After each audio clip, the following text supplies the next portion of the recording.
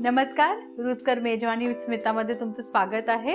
आज मी तुम्हाला दाखवणार आहे टोमॅटोचं सार। आपण एका भांड्यामध्ये अर्धा लिटर पाणी घालूया। त्यात आपण टोमॅटो घालून घेऊया। 1 टीस्पून लसूण पेस्ट, 1 टीस्पून आल्याची पेस्ट, 3 टेबलस्पून दाण्याचा कूट, 4 हिरव्या मिरच्या उभ्या चिरलेल्या, थोडीशी साखर आणि आता हे जरा आपण हळूच मिक्स करून झाकण लावून टोमॅटो शिजायला ठेवूया।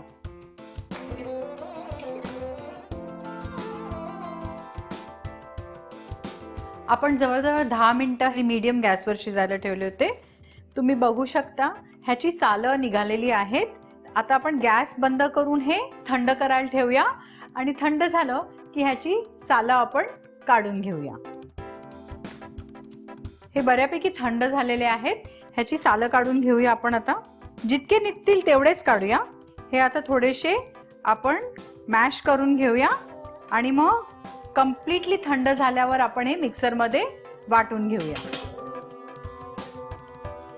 हे आता थंड झालेलं आहे। आपण मिक्सर मध्ये हे बारीक वाटून घेऊया।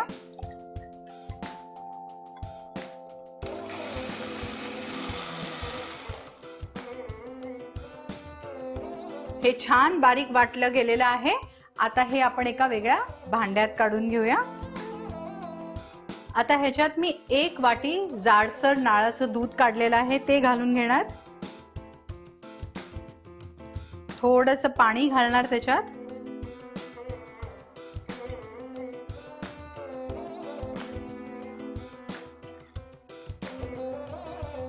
आणि मीठ